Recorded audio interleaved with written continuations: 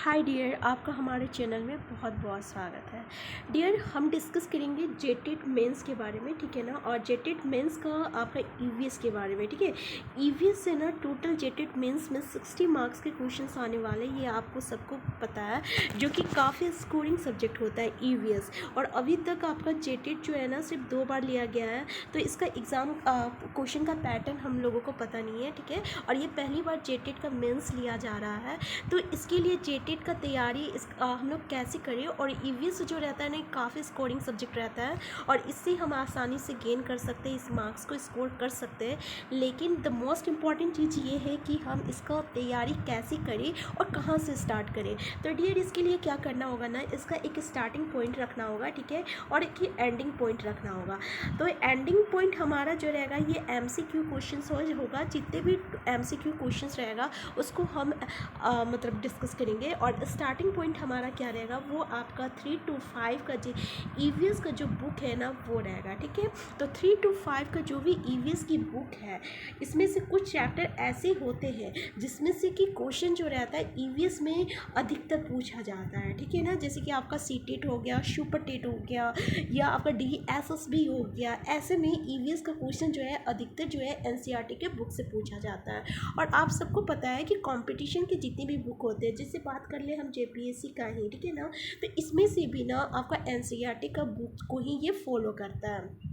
तो इसी बात को ध्यान में रखते हुए हम लोग ईवीएस की तैयारी जो है आपका क्लास 3 to 5 का NCERT, ठीक है ना, वो भी जो इम्पॉर्टेंट चीज़ रहेगा उनको डिस्कस करेंगे, जिसमें से कि क्वेश्चंस अराइज होता है। तो सबसे पहले हम स्टार्ट किए क्लास 5 का, क्योंकि क्लास 5 में से बहुत सारा चैप्टर ऐसा है जिसमें से बार बार क्वेश्चंस जो है आपका पूछा गया है आपका टीचर लेवल एग्जामिनेशन में, ठीक है। तो डियर, ये क्लास 5 का चैप्टर 2 है, कहानी सब पेड़ों की, ठीक है। और इसमें से बहुत सारा क्वेश्चन राइज होता है, और हम उन्हीं पॉइंट को डिस्कस करेंगे जो कि एग्जामिनेशन पॉइंट ऑफ व्यू से इंपॉर्टेंट है, ठीक है। तो चलिए स्टार्ट करते हैं बिना टाइम वेस्ट किए। तो डियर, यहाँ जो जो इम्पॉर्टेंट है ना हम उन्हीं बातों को डिस्कस करेंगे, ठीक है।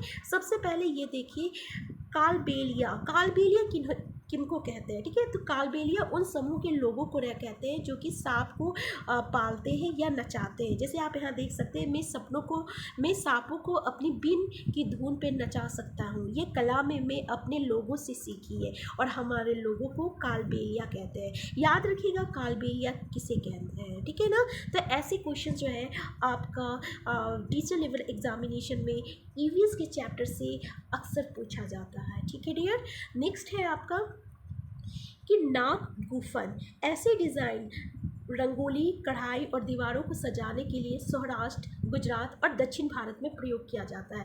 ये बहुत ही इंपॉर्टेंट क्वेश्चन है डियर, सॉरी, बहुत ही इंपॉर्टेंट है टॉपिक। याद रखिएगा कि ऐसे जो डिजाइन होते हैं जैसे नाक गुफन, इसमें डिज़ाइन रंगोली, कढ़ाई और दीवारों को सजाने के लिए कहाँ कहाँ होता है, तो सौराष्ट्र, गुजरात और दक्षिण भारत में किया जाता है, ठीक है। तो याद रखिएगा, ये भी इम्पॉर्टेंट है।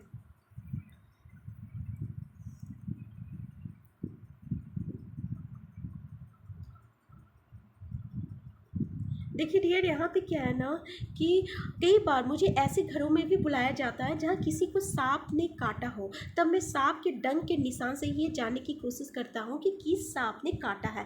याद रखिएगा कि सांप के डंक के निशान से ये पता चलता है ना कि कौन सा सांप काटा है, ठीक है। काफ़ी इंपॉर्टेंट है, तो याद रखिएगा।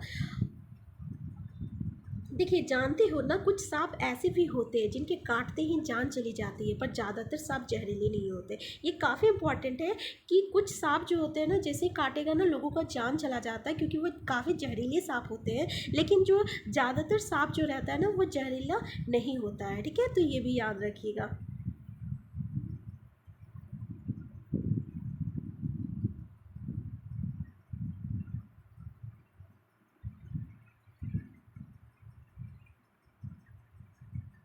देखिए, अब नेक्स्ट पॉइंट यहाँ पे ये है कि चाहते तो हम भी सांपों को मारकर खूब पैसा कमा सकते थे, तब हमारी ज़िंदगी इतनी मुश्किल भरी ना होती। सांपों को मारने का बात तो दूर, ये तो हमारी पूंजी है जो हम अपने आने वाले पीढ़ी को सौंपते हैं। सांपों को तो हम अपनी बेटियों को शादी में तोहफे के रूप में भी देते हैं। तो डियर ये काफ़ी इंपॉर्टेंट है कि सांपों को जो ना ये बेटियों की शादी में दहेज के रूप, जैसे हम लोग दहेज देते हैं ना, तो वैसे ही ये लोग जो है अपनी बेटियों की शादी में तोहफे के रूप में क्या देते हैं, सांप देते हैं। ठीक है, तो याद रखिएगा, काफ़ी इंपॉर्टेंट है।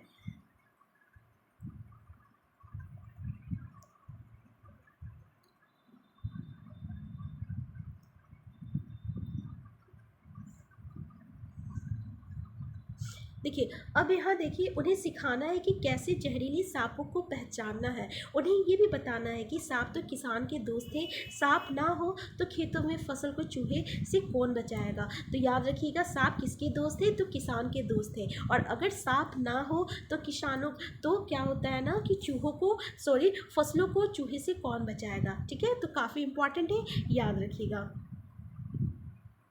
ये देखिए, ये आपका ना कालबेलिया नाच की एक मुद्दा है। ठीक है ना, तो काफ़ी इंपॉर्टेंट है, इसको आप ध्यान में रखिएगा।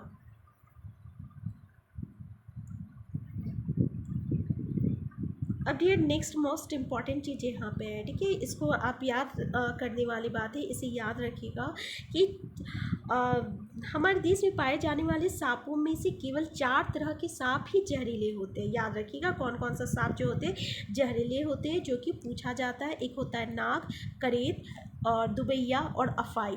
देख लीजिए, इसे अफाई कहते हैं, ये जहरीले सांप है।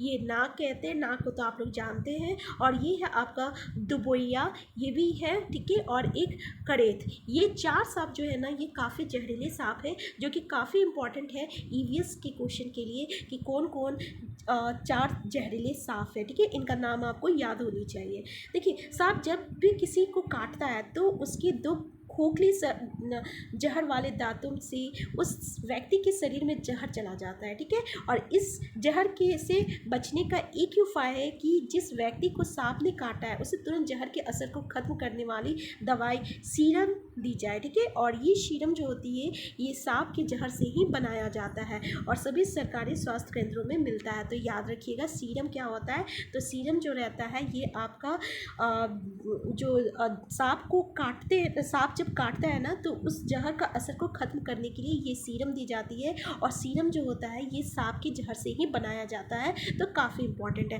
तो इसमें से 2 चीज़ जो है ना काफ़ी इंपॉर्टेंट है। तो डियर हम बता दें कि ऐसी ही ईवीएस का जो भी इंपॉर्टेंट चीज़ रहेगा हम रेगुलरली अपलोड करेंगे। तो अगर आप जेटेट मेंस की तैयारी कर रहे हैं या सीटेट की तैयारी कर रहे हैं तो आप हमारे चैनल को प्लीज़ सब्सक्राइब कर लीजिए। और अगर वीडियो पसंद आए तो लाइक और शेयर करना मत भूलिएगा।